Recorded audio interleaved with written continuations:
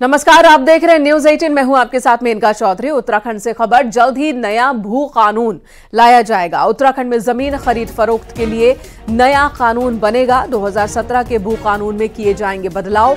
CM Pushkar Singh Dhami का बड़ा ऐलान है। सरकार भू कानून मूल निवास को लेकर संवेदनशील है, ये कहा मुख्यमंत्री ने। और साथ ही ये भी कहा कि अगले बजट सत्र में वृहद भू कानून लाया जाएगा। देहरादून में सीएम धामी ने प्रेस कॉन्फ्रेंस के दौरान ये बातें कही और कहा कि उत्तराखंड में पहले से कानून बना है कि 250 वर्ग मीटर की जमीन कोई भी खरीद सकता है, लेकिन इसमें कई लोगों ने अपने ही परिवार के अलग अलग नामों से कई जमीन खरीद ली है। जिन उद्देश्यों के साथ इस कानून को बनाया गया था, ये उसके खिलाफ है।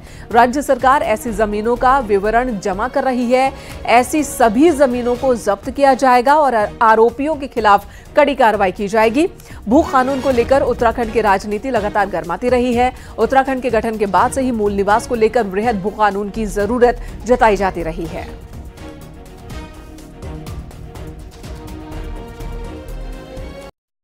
कानून है, मूल निवास है, जो ऐसे मुद्दे हैं, इन सभी मुद्दों को लेकर हम हमेशा से संवेदनशील रहे हैं।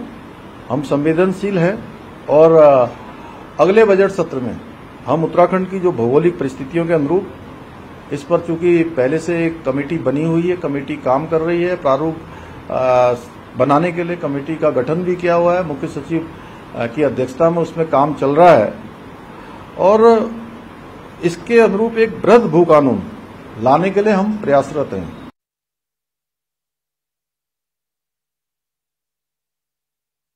उत्तराखंड के अंदर एक कानून हमारे यहाँ पर प्रचलित है, उसमें जो नगर निकाय क्षेत्र से बाहर है, जिसमें 250 वर्ग मीटर भूमि कोई भी बिना अनुमति के खरीद सकता है। एक ऐसा हमारे यहाँ पहले से इस प्रकार का प्रावधान बना हुआ है, लेकिन इसमें संज्ञान में आया है कि ये कानून बनने के बाद बहुत सारे लोगों ने अपने ही परिवार के अलग अलग नामों से कई सारे भूखंड खरीद लिए हैं, जो कि इन प्रावधानों को, जिन उद्देश्यों के साथ इसका प्रावधान किया गया था, उसके अंतर्गत नहीं आता है। और हम ऐसी सभी जमीनें जो इस प्रकार से खरीदी गई हैं, उनका हम विवरण तैयार करा रहे हैं और ऐसे लोगों के विरुद्ध सख्त कार्रवाई की जाएगी। और जितनी भी जमीनें इस प्रकार की निकलेंगी, जिन्होंने जो प्रावधानों के अंतर्गत नहीं आते लेकिन जमीनें खरीदी हैं, वो सारी जमीनें राज्य सरकार में निहित की जाएंगी। देहरादून से हमारे सहयोगी सुनील नौप्रभात इस वक्त हमारे साथ मौजूद हैं। सुनील, ये बहुत बड़ी बात है जो सीएम ने कही है, और जो 2017 के कानून में लूप होल जिसका इस्तेमाल बाहरी लोग कर रहे थे और जितनी जमीन खरीदी जानी चाहिए थी उससे कहीं ज्यादा जमीन वो खरीद ले रहे थे, उस पर सरकार का ध्यान है, साफ साफ सीएम ने कह दिया। बिल्कुल मेनिका, इसको हम पुष्कर सिंह धामी का एक मास्टर स्ट्रोक भी कह सकते हैं। मास्टर स्ट्रोक इस मायने में कि भू कानून उत्तराखंड की राजनीति का एक संवेदनशील और ज्वलंत मुद्दा रहा है। आपने देखा है कि पिछले लंबे समय से एक ठोस भू कानून की मांग को लेकर यहाँ पर आंदोलन चल रहे हैं। जो बात आज मुख्यमंत्री ने कही 250 वर्ग मीटर जमीन की, ये 2007 से 2009 के बीच जब बीजेपी की सरकार थी, मुख्यमंत्री भुवनचंद खंडूरी थे, वो एक संशोधन लाए थे भू कानून में कि कोई भी बाहरी व्यक्ति जब अर्बन एरिया से बाहर जमीन खरीदेगा तो एक व्यक्ति को, एक परिवार को एक व्यक्ति माना गया था और ये कहा गया था कि वो केवल 250 वर्ग मीटर जमीन ही खरीद सकता है। क्योंकि लगातार आरोप लगते रहे हैं कि उत्तराखंड बनने के बाद बाहरी लोगों ने ताबड़तोड़ तरीके से उत्तराखंड में जमीनें खरीदे हैं, तो इसको रोकने के लिए कानून लाया गया था। लेकिन इसका दुरुपयोग हुआ। इसका दुरुपयोग इस तरह से हुआ कि एक परिवार में एक व्यक्ति ने जमीन खरीदी, उसके बेटे ने भी जमीन खरीदी, उसकी पत्नी ने भी जमीन खरीदी, और इस तरह से 250 वर्ग मीटर की जगह आपने 1000 वर्ग मीटर जमीन इकट्ठा कर ली, आपने अलग अलग टुकड़ों में जमीनें ले ली। इसको लेकर मुख्यमंत्री का कहना था कि जो 250 वर्ग मीटर जमीन खरीदने का जो प्रावधान तब किया गया था, जिसका कुछ लोगों ने दुरुपयोग किया, उसकी एक बार फिर से जांच की जाएगी। उन लोगों का डेटा इकट्ठा किया जाएगा जिन्होंने इस कानून का दुरुपयोग कर कई भूखंड खरीद लिए हैं। तो मुख्यमंत्री ने कहा, सुनील, क्या वजह है कि बार बार उत्तराखंड में भू कानून लाया गया, उसमें एक के बाद दूसरी बार, तीसरी बार संशोधन बार बार होते रहे, बावजूद इसके उत्तराखंड के लोगों को, मूल लोगों को जिस तरह का कानून चाहिए वो नहीं बन पा रहा है?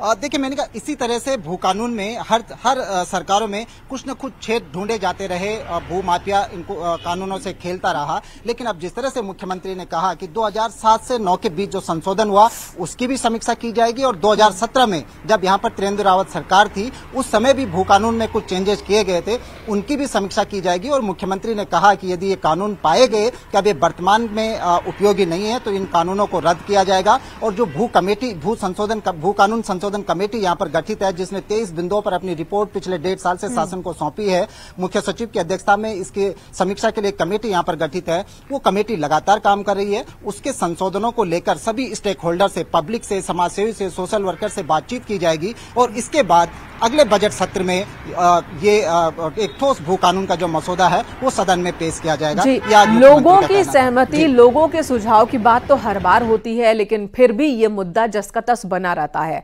मूल निवास के जो लोग हैं वो बार बार यही कहते हैं कि उनकी जमीन कोई बाहरी ना खरीद ले, ज्यादा ना खरीद ले, इसे लेकर कड़े कानून की जरूरत है। अगर धामी सरकार की बात की जाए, नकल विरोधी कानून वो लेकर आए जो बहुत ही ज्यादा प्रभावी है, बहुत ही ज्यादा कड़ा है।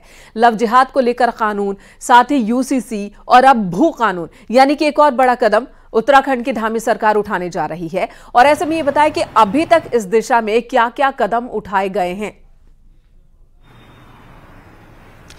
देखिए मैंने कहा जो भू कानून का जो समय समय पर दुरुपयोग होता रहा है और हर सरकारों में भू कानून में अपनी अपनी सुविधा के अनुसार संशोधन होते रहे हैं। लगातार लोग मांग करते रहे हैं कि हिमाचल की तर्ज पे एक ठोस भू कानून यहाँ पर लाया जाए, और उनकी जो डिमांड्स रही हैं वो यही दो भू कानूनों में जो संशोधन हुआ 2007 से 9 के बीच और 2017 में जो संशोधन हुए, इसमें वो लोग संशोधन करना चाहते थे कि इसमें बहुत सारे छेद हैं, बहुत सारी खामियां हैं, इनको दूर किया जाए। यही पिन पॉइंट आज मुख्यमंत्री ने इंगित किए। उन्होंने भरोसा दिलाया कि सभी स्टेक होल्डर से इसमें व्यापक तौर पर विचार विमर्श किया जाएगा और एक ठोस भू कानून का मसौदा सरकार तैयार करेगी, जिसे अगले बजट सेशन में पेश किया जाएगा। जी, और उद्देश्य यही होगा कि स्थानीय लोगों